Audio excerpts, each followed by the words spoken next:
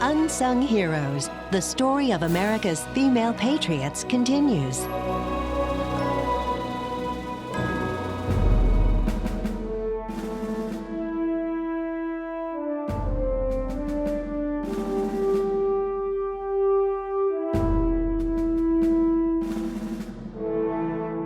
It's clear to all of us that women are contributing in unprecedented ways to the military's mission of defending the nation. Everyone is committed to doing the job, men and women alike. They're fighting and they're dying together, and the time has come for our policies to recognize that reality.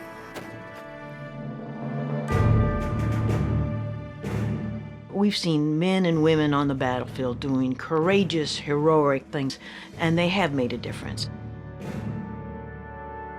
And today, on this asymmetrical battlefield, there's no safe area, and everyone's at risk. So with this announcement, part of it was catching up to the reality of today's battlefield, and part of it was trying to get the best athletes in every skill set on the battlefield. Now, how many want to do that? I don't know, but the ones that want to and are capable of doing it should have the opportunity to do that.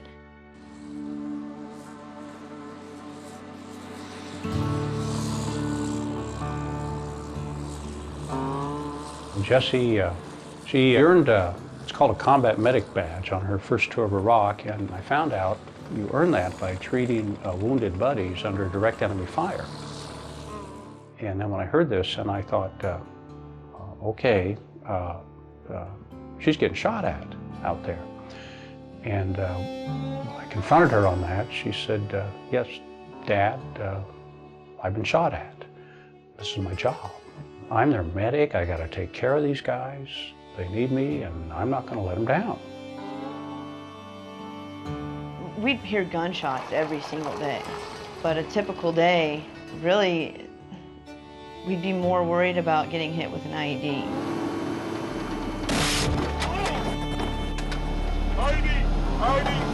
I can take somebody shooting at me. I can see them, and I know something I can shoot back at.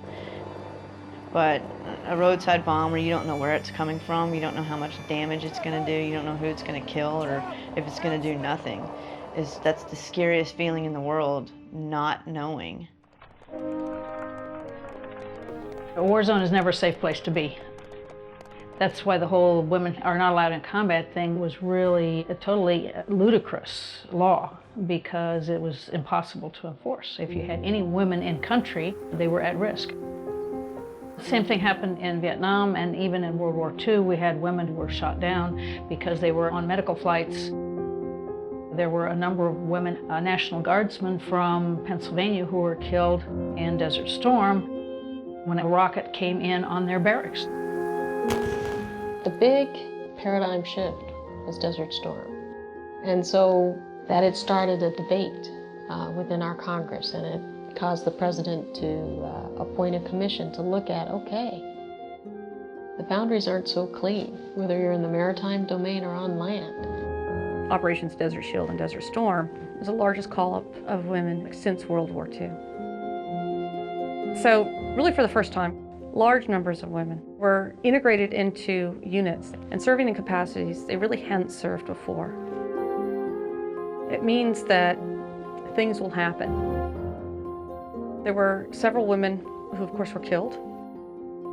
And then there's a story of Rhonda Cornum, who was a flight surgeon on a helicopter, and she was shot down. That day in February, 27 February, somebody had called our operating center and said, there's been an F-16 pilot shot down. You guys are the only people with helicopters anywhere near. Can you go get him? So they got my Black Hawk and 2 Apaches. We went out whopping to get this guy. And so the idea was we're going to whop in, the Apaches will circle, we'll land our Black Hawk, we'll go put this guy in a stretcher, get him in the Black Hawk, and take off, and that was the plan. Unfortunately, you know, no plan survives contact with the enemy, so we got within about 1 kilometer of him, and then the ground just opened up and started firing at us, and they shot down my Black Hawk. I remember thinking, I'm going to die right here. I knew this was going to be an unsurvivable wreck. So I just recalled what my grandfather had said when he was a Marine in Iwo Jima, and he said, Rhonda, there's a lot worse things than dying. There's living with dishonor. And I thought, well, at least I'm dying doing something honorable. And that was all there was. I mean, there was no more time, and splat. When I came to, I didn't know what my condition was. In fact, I thought I was dead. But I decided if I wasn't, that I would get myself out of this wreck.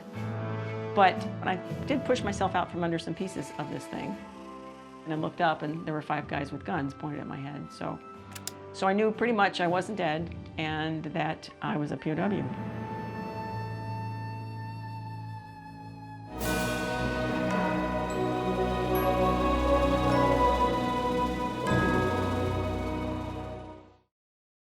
Have you written a book and want it published? Thousands of authors have with Page Publishing. If we decide to publish you, your work ends and ours begins. Call for your free author submission kit.